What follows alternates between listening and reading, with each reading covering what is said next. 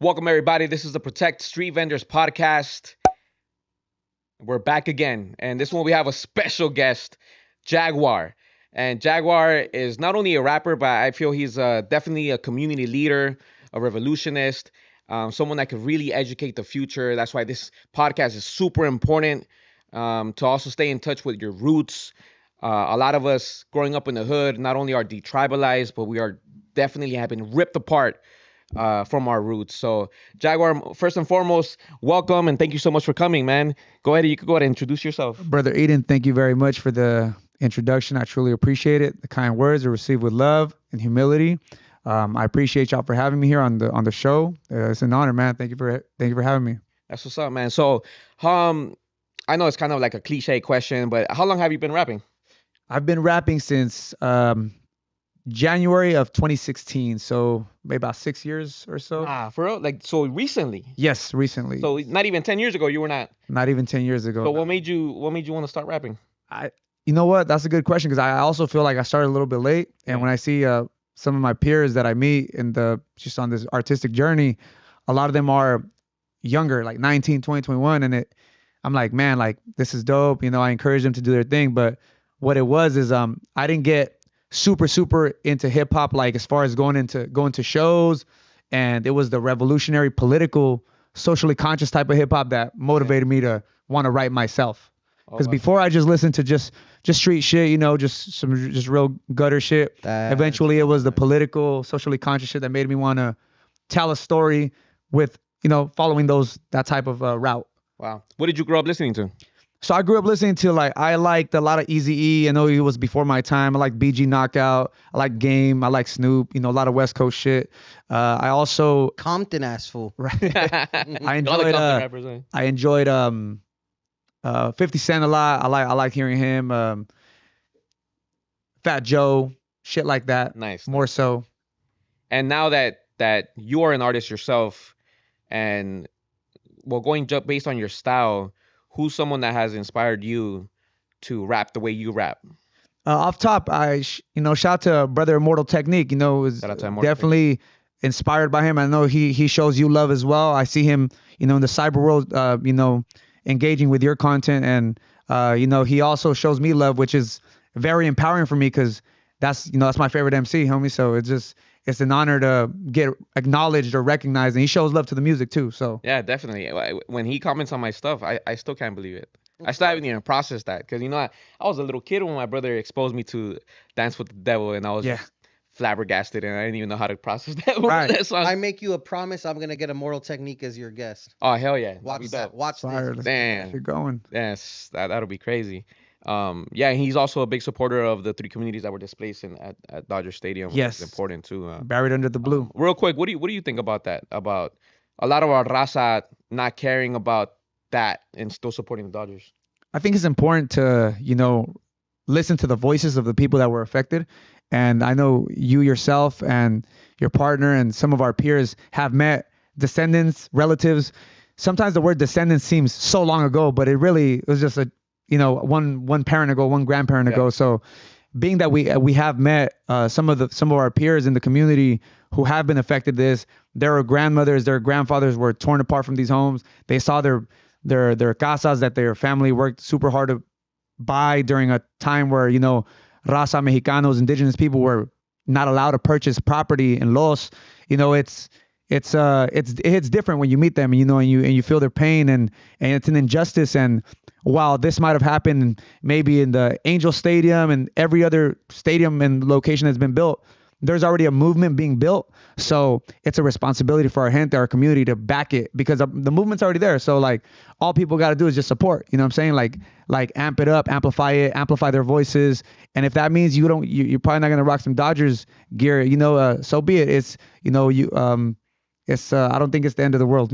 Yeah, definitely. We gotta sacrifice ourselves to step away from that bread and circus that's been given to us, right? Bread and circus, like the Romans did, right? The Roman Empire keep the people confused and entertained. Yeah. While meanwhile they loot our communities, right? People worried about indigenous people, black people, anybody else looting buildings and shit, but we get looted by the white bourgeoisie ruling class all Thank the you. time. See, that's a breath of fresh air, man. A lot of raza too, they be like talking shit about that, like, oh, they make it a big ass thing when someone loots a Gucci store, but nobody gives when a billionaire takes $1 trillion tax cut and takes away from the economy and takes away from the working class. Right. Not a word. They don't. Not a word. No anger, but it's a lot of anger that they share for, disabled people, maybe moms that are struggling in the hood that get a little support aid from the system. Yeah. But it's not really aid. These are, in a way, it's our own money that, they've looted us. They've robbed us for, over 500 summers. You know what I'm saying? So it does bother me as well seeing our community. I think it's miseducation though. I don't blame our people for being confused and ignorant or not aware, but I do, hold them accountable when you have been exposed to the information and you still choose to not care. It's important that we correct that. At times I try to be tolerant about it, because for a long time I've been that dude that's, I used to fast during Thanksgiving, I call it, right? Thanksgiving is genocide for the Powhatan people, the Wampanoag, a lot of native communities up in those areas of, what is today that side of Turtle Island. For a long time, I've been that dude that's been like, in our community, sometimes they use the word amargado, right? Oh, but at the same time, it's like, all right, I'm gonna live, but I'm gonna just try to be as supportive as possible. For example, Buried Under the Blue, maybe it helps that I'm not a baseball fan. I've never been into baseball. If I was a diehard Dodger fan, I would still not support him because my heart is still with the people, the revolution, our community. You know what I'm saying? Right. And I realized that you know a lot about history. What made you? Appreciate that. How old were you when you really got into knowing more about your roots and just basically the history and how it's important? How old were you when? Appreciate the how question. Did you get into that? My dad is he's very much into revolutionary politics. My father, he is from Mexico, Michoacán, Mexico, and he grew up in a time where one of America's biggest enemy, Fidel Castro, he was assisting communities in Michoacán in some way, shape, or form by being attached to a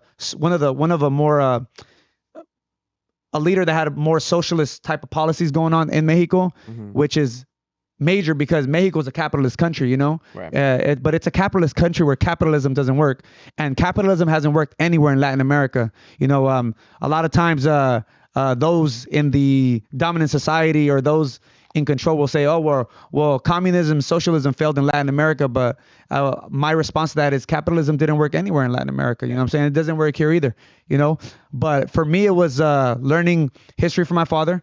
Growing up, my dad was always like, hey, you know what? You're Mexican and shit. Just want to give you those friendly reminders that que eres Mexicano, you're Mexican. And even if you were born here, even if you feel like when you go to Mexico, you may not speak no hablas el español igual que la gente allá. You don't speak Spanish the same way our folks do over there. You're still them. They're still you. Don't let ignorance from either side try to confuse you in your identity. You're still that. You're still your root. He always expressed these feelings of they don't want us here. Okay, so they don't like us here. We're only here because they were there in our homelands. They looted our homelands. They destabilized our government, as you've mentioned many times. They've, we had one of our presidents in Mexico in the 80s or 70s. He was literally a CIA employee. So again, just like in Guatemala, right, and in El Salvador and Nicaragua, etc. Until the Nicaraguans kicked out the Americans. Salute to them. But for me, it was my pops putting me up on game. I was one of the dudes in my high school. I never stood for the Pledge of Allegiance. This is back in like 2008, 2009, etc. I was strange. I was weird in my community for that, but I didn't really have too much knowledge about it. Yeah. But it was more so me just kind of like, well, I'm Mexican, bro. I don't really stand for that. And I always knew that we were here before Americans were here. La gente hablaba español aquí antes de que hablaba inglés, right? People spoke Spanish here before they spoke English. And obviously people spoke indigenous languages, just like we're here on Quiche land.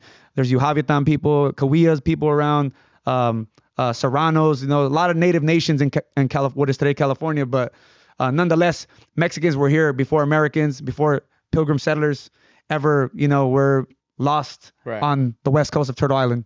Nice, man. Shout out to your pops, man. Shout out to your Yeah, pops for teaching appreciate you it. that. Shout out to him. That's Shout out to your pops too, man. I saw him sing in Long Beach that one time. He got down, man. He Thanks, got some man. skills, you know. Oh yeah, Pops did his appreciate that. thing, man. Shout out to him. And That's good. And yes. you still talk to your pops? You have a yes, good still do. I'm thankful dope, he's man. still present. He's actually in Sinaloa right now, doing his thing. He's with my mom. They're at a wedding. One of my homeboys got married. Also, my lady's homegirl. My lady's homegirl married my homeboy from like growing up, so Oh, it wow. worked. That's pretty tight. You know what I That's mean? crazy. They got married out in Sinaloa. Me and my lady got invited. Unfortunately, you know. So you're the- both gonna know about the drama from either side. Right. Yeah. Oh, yeah. Off top. Off top. That's dope. But man. yeah, there. You know, thankfully I still have my father around, and you know, he put me up on game. You mentioned that your dad will say that he reminded you that you're Mexican.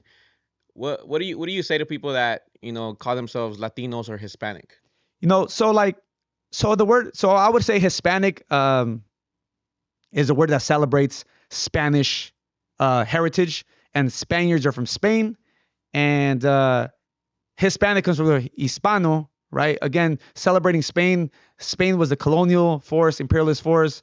If we look at what Israel is doing to the Palestinians right now, that is what the Spaniards did to the indigenous communities of parts of North, Central, and South America, including the Caribbean islands. Right. And you know, to me, I compare it sometimes to like one of my Africano comrades, my black relatives, the Morenos, saying, "Oh, identifying with the white slave master instead of with their African heritage." Malcolm X was probably lighter than me. Mhm. He was probably of lighter skin complexion than myself, but he acknowledged that he was a displaced, stolen Africano that ended up in North America. He didn't say I'm an American. He didn't say I'm white. Oh, I'm partially white. You know, no. And then the history is very complex, but it's not at the same time. You know, like I tell people right now, it's not that complex. There's a good side, there's a bad side, and I think we got to celebrate our indigenous heritage versus being Hispanos, Hispanic.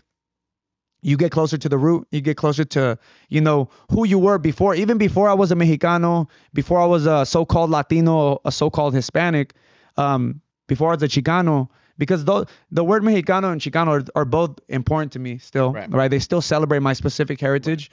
But even before that, I was a person, native, indigenous, from here, from this geographical location we, falsely call the Americas. You know, I've shared with my peers that we use Abyayala or Turtle Island, right? And I say, you go deeper to the root, and it's empowering. It reminds you that you were here before them. It's also political. It's a political statement. It's very important to make the foreigners, aka European colonizers, make them aware that we're not the foreigners. We won't allow foreigners to label us as foreigners. Right. When we're Hispanic, when we're Latino, we've already made ourselves to appear as if though we've just got here, but we've been here for thousands of years, 40,000 plus. Our footprints are in them glaciers in Nuevo Mexico, etc. Keep finding them too, and they keep going longer. Absolutely, yeah, they keep going. 40,000, 50,000, etc. We're from here. We didn't. We're not tourists. Some people just got here. Definitely, man. And you're one of the few of rappers that spit that history in your raps. I appreciate that. Because I think there's only a handful, from what I know, especially when it comes to Instagram. When you look for a song, when it comes to our indigenous culture, you're the first one that pops up. Thank you. I don't really see a lot of other people doing that, and so we appreciate that, man. I appreciate that. Definitely keeping the culture alive, the real culture alive. Thank you. And we've been connected because of street vendors. So I wanted to ask you, like, what came out of you to care about these street vendor attacks that have spiked these past 3 years? I appreciate the question. I've seen, I saw during when the pandemic started, I did see a lot of the videos that were being shared of, various communities that are not our community attacking street vendors, and the ones that are ours as well. And it hurts seeing it, right? But it's always hurted, and I've always ever since when I was a youth, there was one guy I knew that kind of like, he never robbed a street vendor. He never assaulted one. But even with just him being rude to a street vendor, something as simple as not saying thank you. I grew up in a household where we say gracias, we say por favor. It's very important to me. That's something that I celebrate. I work with youth every day. That's something that I instill in them. So something as small as just being rude, not saying thank you when he hands you the item, the paleta that you bought, to me, that's already like disrespect. I value respect. I value honor. And I've always been aware, being first gen, my parents are both from south of the colonial border. I've always valued our gente that, our street vendors, because in a way, I know that not all street vendors are undocumented. Many of them are. My fight, I've always, wanted to use my art, my music, my platform, my voice. And even if I didn't have social media, I would still be handling my business as I do in other ways. Voicing for the undocumented people, voicing for our gente that are migrants, falsely labeled immigrants because we're not immigrants. But again, our migrant people from south of the border, from anywhere, right? From India, China, Philippines, because we're a global community that's been displaced by imperialism, capitalism, white terrorism, etc.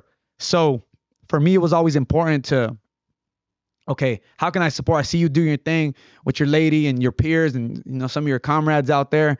And man, I was just like, yo, this homie's the real deal. And like, I really, really love, and I've been inspired by what you do to the highest degree, man. Like, and I tell my peers, I did a live one time. I didn't post it, but I was a live, I had a certain amount of people on there. I say, we have a leader in our community right now. And as people with revolutionary politics, we need to be comfortable taking instruction, taking direction from someone that is strong, someone that's solid, respectable with the business, right? As they say. And for me, it was you, homie. So I was like, I need to support in some kind of way.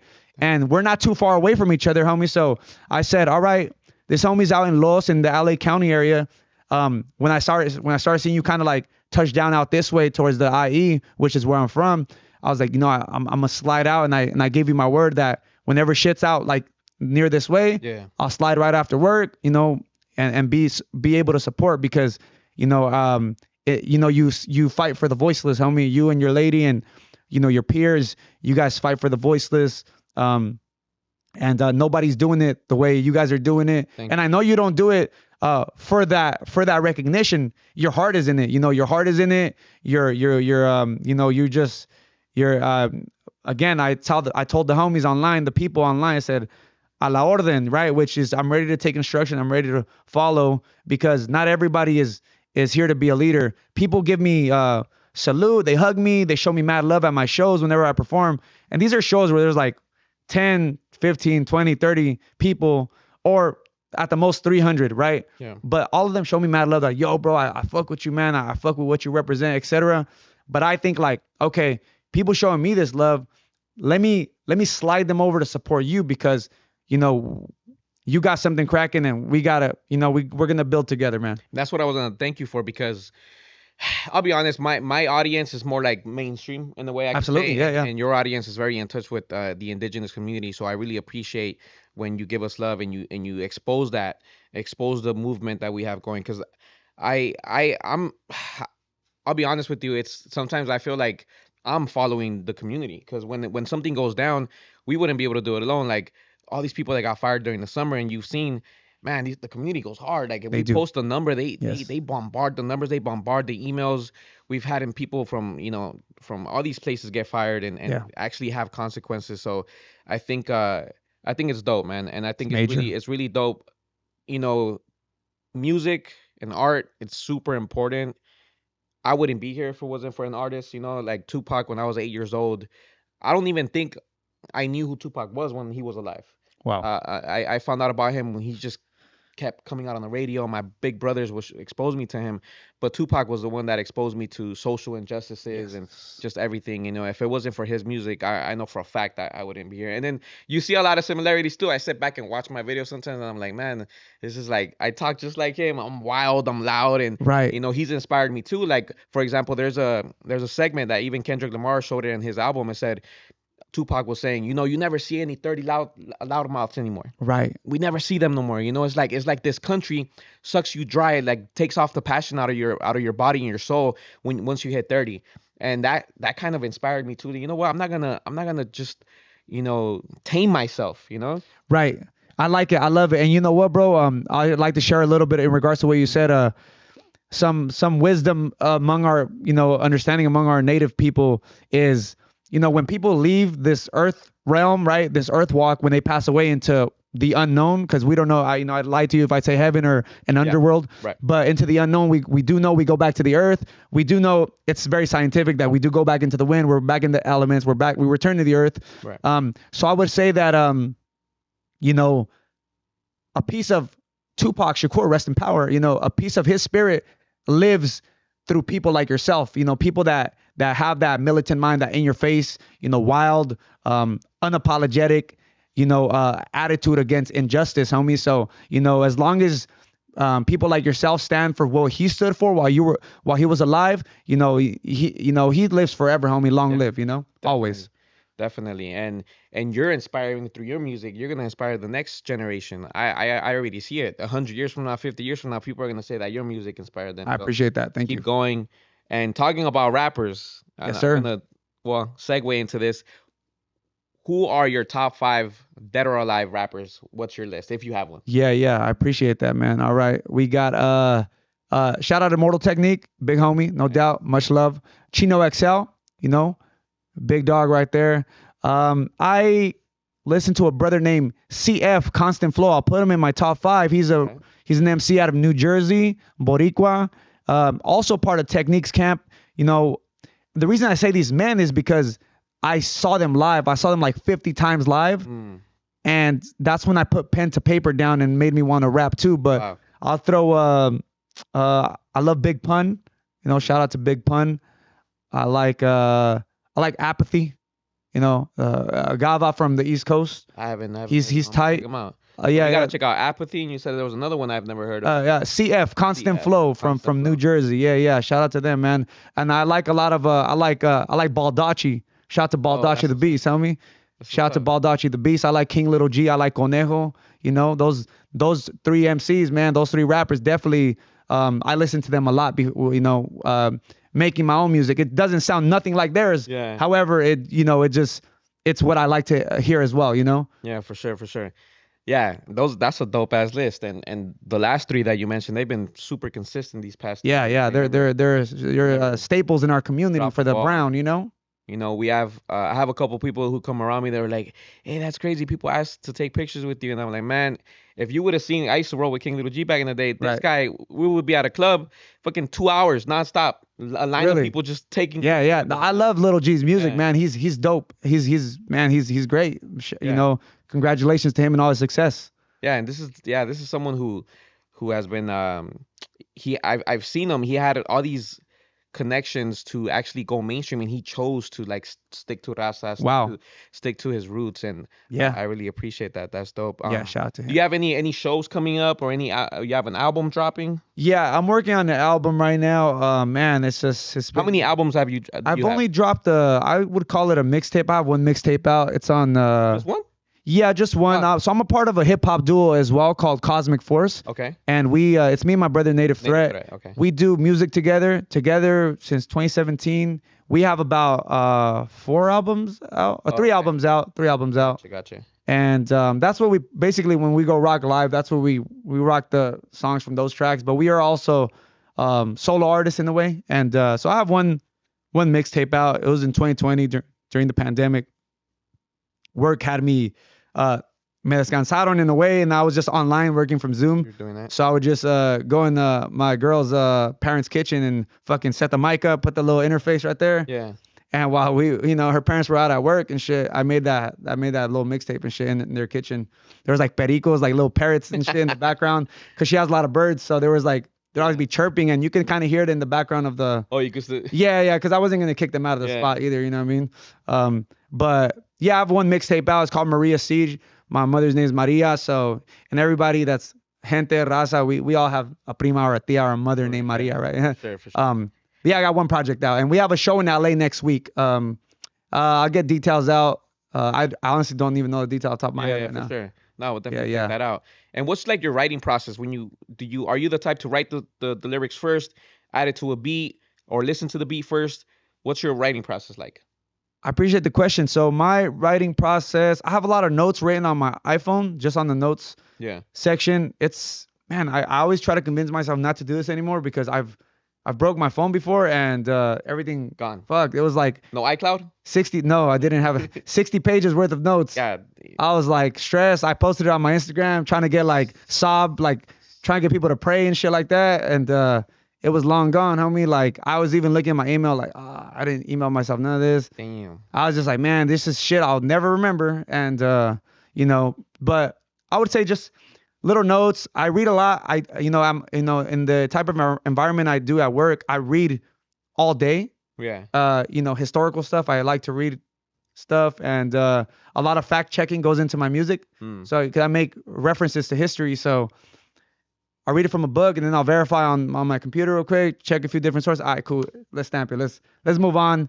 It sounds about right. Let's keep it pushing. So, and my I usually write a bunch of lyrics, and then once I find a beat that I'm like, or once I find the beat idea, I ask one of my producers, his name's Acosta the Man in Riverside. Yeah. Shout out to him, Acosta the Man. He sends me a few beats. I choose one, and I just go through my notes and then Add 'em. start adding them and shit. Puzzle together. Puzzle, things like that. Yeah. Nice. Yeah, that's Yes. different. I've never really heard that. Yeah. I honestly don't know how other people write music. I wouldn't Yeah. know of any other way. It would sound too challenging to just write off the top. I was the type to listen to the beat first. Okay. And then do the chorus first. Wow. The easiest part for me. I don't know why, but then That's what's up. I would add the verses, and I had a lot of trouble adding a third verse. It was just I feel Okay. like I was just saying too much, but Yeah. that was kind of the process. Word. And I feel like that's how the process a lot of people use it. But I think yours is similar to I think it was Nas or Eminem that have the same process. Oh, right on. Yeah. I That's love their music. They're dope as f- Yeah, Shout out that's to them. dope, man.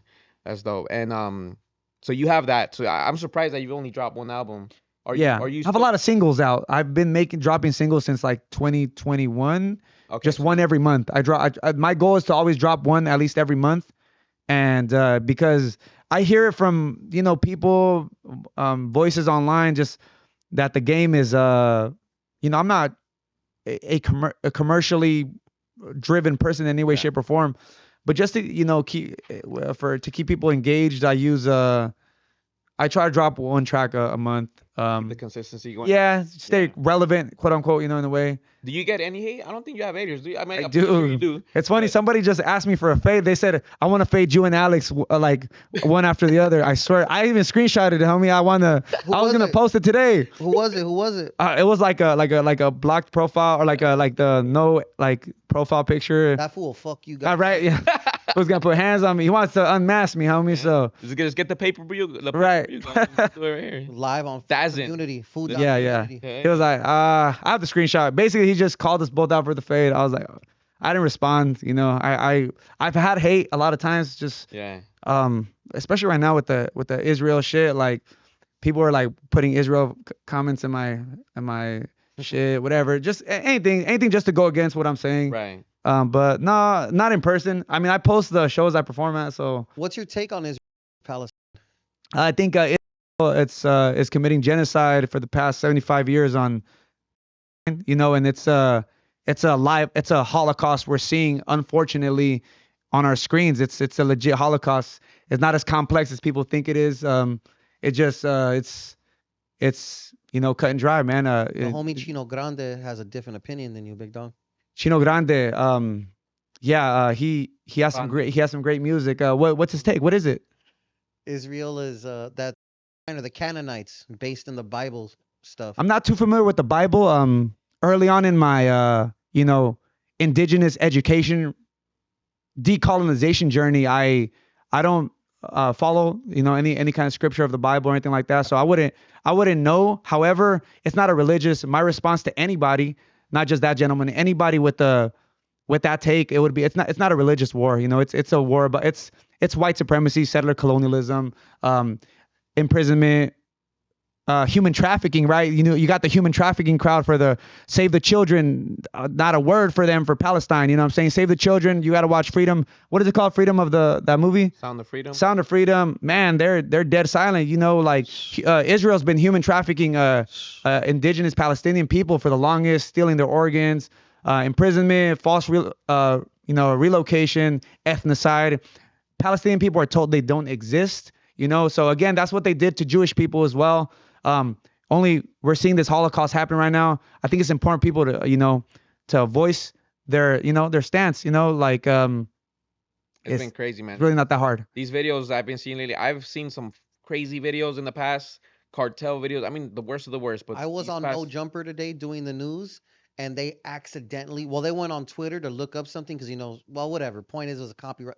They went on Twitter, and I saw videos of some of the carnage that's taking place right there. Yo, it's crazy. it was all kids. Yeah. Right.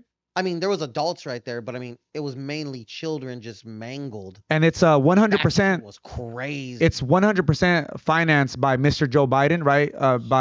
It would have been financed by Mr. Donald Trump as well. And Obama, Never insult my president. right? Obama did the same shit in Israel, right? Yeah. Or I'm sorry, in Palestine. Obama, anybody, right? The U.S. Whoever would have been in office, it would have been. Exactly. So Democrats and Republicans have one thing they have in common is the 100% support for Israel.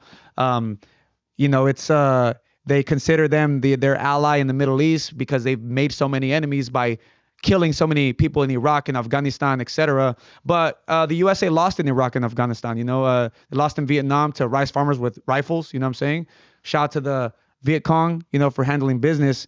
I would say it's important for people like, if I lived in a country where a percentage of our paycheck doesn't go to Israel, it doesn't hit different. I'm still standing with Palestine, but it hits even harder that, pieces out of my paycheck are going to putting bullets, in these shaitans, as my Palestinian relatives call them, shaitans, which is a Arabic word for devils. The Israeli soldiers are, they're uniformed and they're killing people that are not uniformed. You know what I'm saying?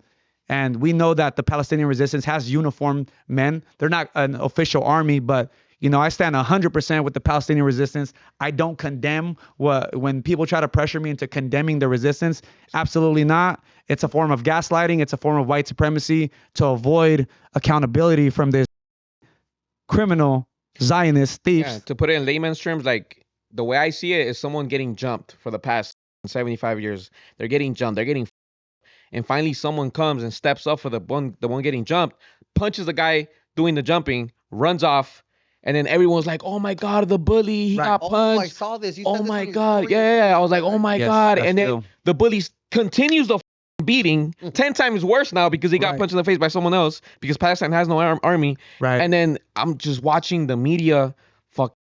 Shout Bad, man. It's super. The media is a lot of it are supported. The Israelis finance a lot of the media, and I'll be very clear. Jewish people are not Zionists. Zionists are Zionists. Zionists are colonizers. You know what I'm saying? Shout out to my relatives, my comrades, my Marxists. There's a lot of Jewish people protesting out there right now too. Absolutely, they're getting jailed, you can man. be critical of Israel and you're not being anti-Semitic.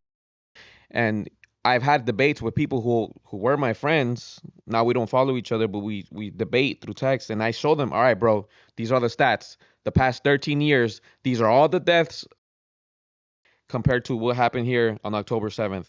And they just disregard it. They don't have no rebuttal to the stats. No they have rebuttal. Look, women lie, men lie, numbers don't, and the numbers show it there. But and I appreciate that you and people like you and the people standing on the right side of history. Yeah, I appreciate. We remember that. Yes, I mean the people that are putting Israeli flags, supporting the Israelis. 10 years from now, I mean these people are gonna remember, man, that it would be like the equivalent of cheering Nazis on during the Holocaust, homie, and it's unacceptable. It's unacceptable. There's a lot of that's deep.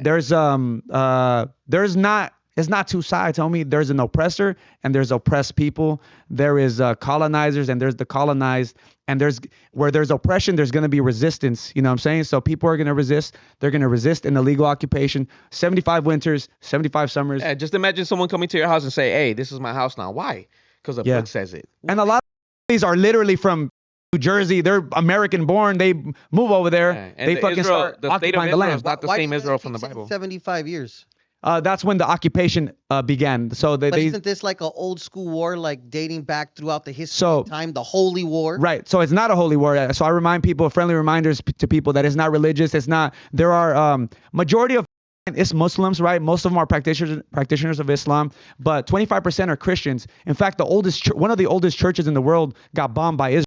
Yeah. So it's not, there's Christians, Palestinian Christians being murdered. There's atheists that are Palestinians. There's probably agnostic, like there's probably some that are coming back to a different form of a more faith, more connected to their indigenous heritage before they were of any faith, And I would say it's 75 years is when the Zionists began to occupy that land. So 75 years, calendars, summers, whatever. Again, it's not a religious war because Christians are being killed and the Israelis are not Jewish because if Judaism doesn't teach to kill people, Christianity is not supposed to teach people to kill people either. Neither is Islam. These people do it.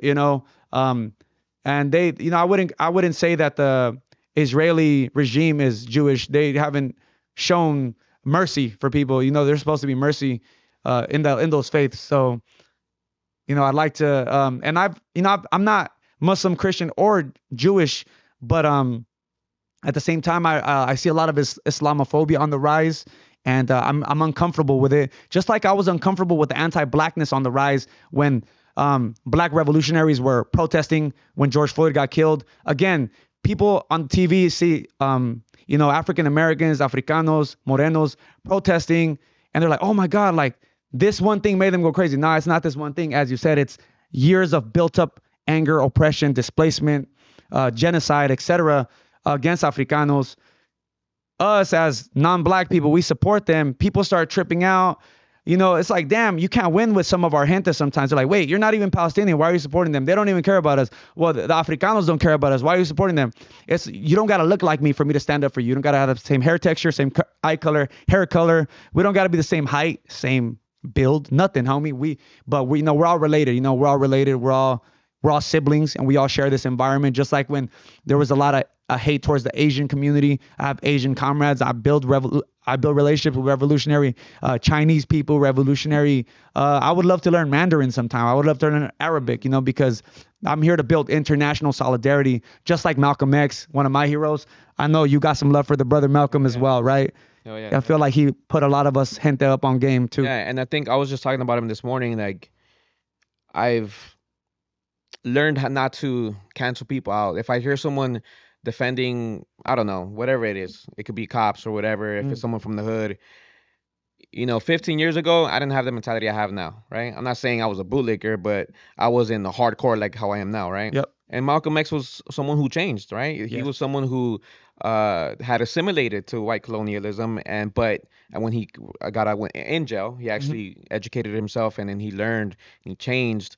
And I feel because people like you and the music and social media and what we spread, we can win people's hearts. We can teach them, and also teach them to unlearn a lot of shit Yes. that we are taught here.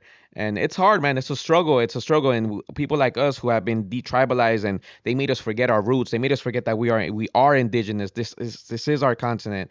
Stuff that I've learned from you, what Turtle Island is, and Abiyala, and the name of this continent where we're at. We were here first before any white people came, and the Spaniards, and they colonized us, and they made us change the whole game. And even now, because we are detribalized, what I wanted to touch too, it's hard within our own, let's say sometimes with the people who are tribalized, Yes. they kind of gatekeep, and they kind of make, Sure.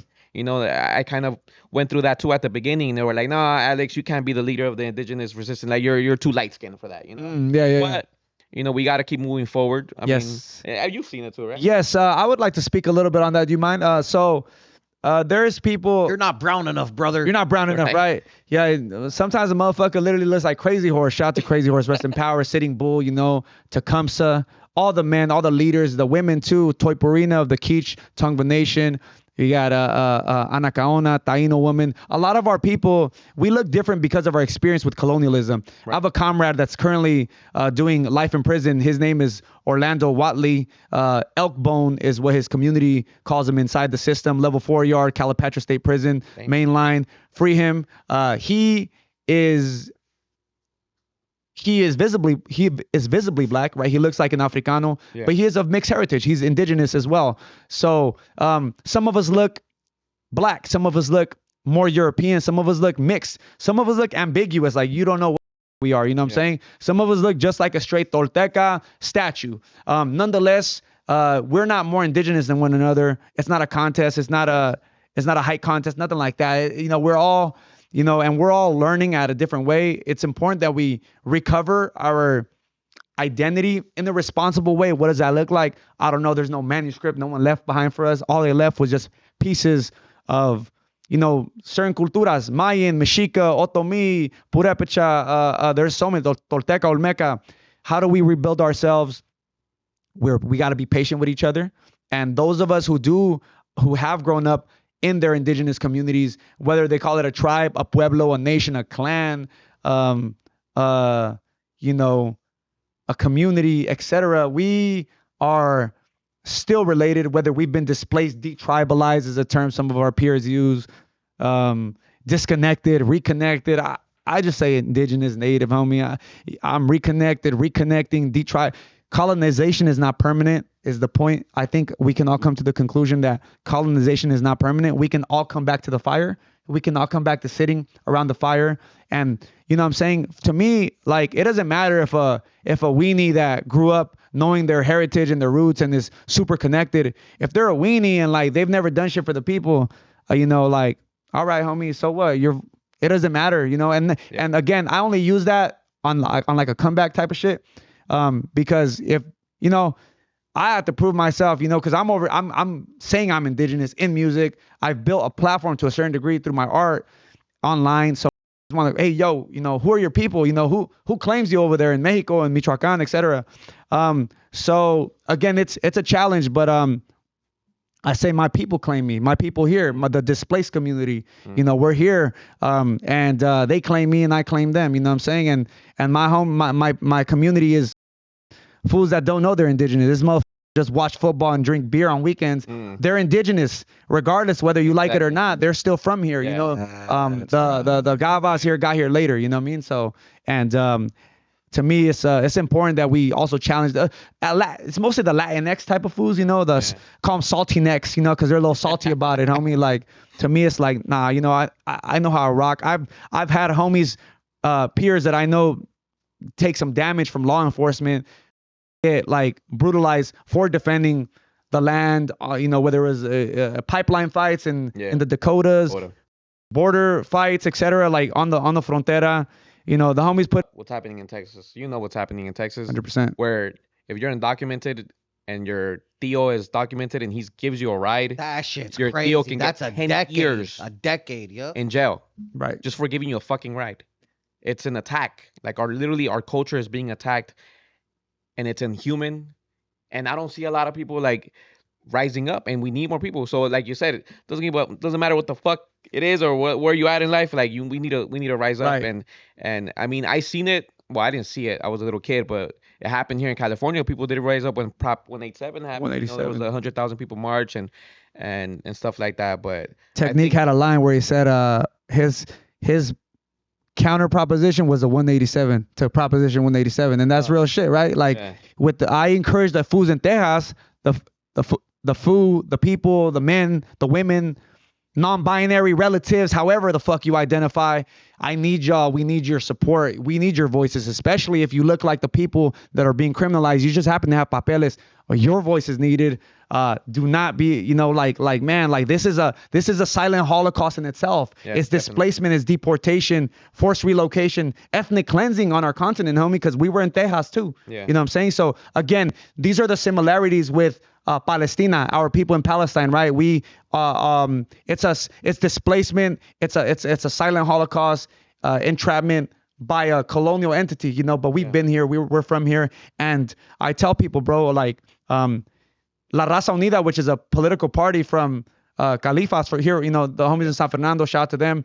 They sent a delegation to Jordan or Lebanon, one of those two places, where they met with Palestinian refugee revolutionaries, homie. It's documented. They went, they built, they were there to build power, build international solidarity. They say, hey, we're Chicanos from the West Coast, from Aslan, from the San Fernando Valle area, 818, and we are also displaced, homie. And like, they built relationships with Palestinos. And is it true that the same company that builds the border wall here to separate us, is also the same? There's some similarities over there too, right? It's very likely, I would say so. Yeah, a lot of the weapons used against, the poor, the oppressed, the peasants all over Latin America and the world, here in Ferguson, the weapons made, in the United States are also made, the same ones made with the Israelis. The Israelis train the pigs. The knee to neck maneuver, that was an Israeli maneuver taught yeah, to it was. American pigs out here to do to the Africanos, to us, etc. So, in shorter words, we need more people. Shit, man, there's times that I'm so caught up with the street vendor shit that I can't even catch up with what's going on in Guatemala right now. There's protests going out there. There is There's what's going on in Texas, what's going on in Florida. It's so hard, man. It's hard, and a lot. it comes down to the point where I have to kind of like just focus on the street vendor stuff right now because Yeah. I have to tell myself, Alex, you're not a news reporter. You don't have to address every single thing that's going Yeah, on. I But hear you. man, I wish I had the energy. I wish I had the time. Oh, you do your thing. It's fucked up, man, what's going on, but we definitely won't forget, and we just got to keep doing what we're doing. That's why I think Jaguar Arreola is an important figure. I think you need to get in touch with his music, get in touch with the movement, follow him on Instagram. How can they find you on Instagram? Instagram is at Jaguar.Arreola, Arreola. Yeah. And that's my YouTube as well. YouTube, I have a few music videos on there. Yeah, man, check it out if you guys have some time. For sure. Yeah, and if you follow my page, it definitely won't be the last time you see Jaguar. So I really appreciate you Thank coming you, man. Appreciate it. and educating us. And I swear, if you follow this person, you will learn a lot. You will learn a lot. Like it's like a free class. So take advantage Thank of you. I that. appreciate that. Follow his music, and man, let's keep going. Let's get it. Salute. Thank you. Have a good one. Appreciate y'all. Perfect. Stand up!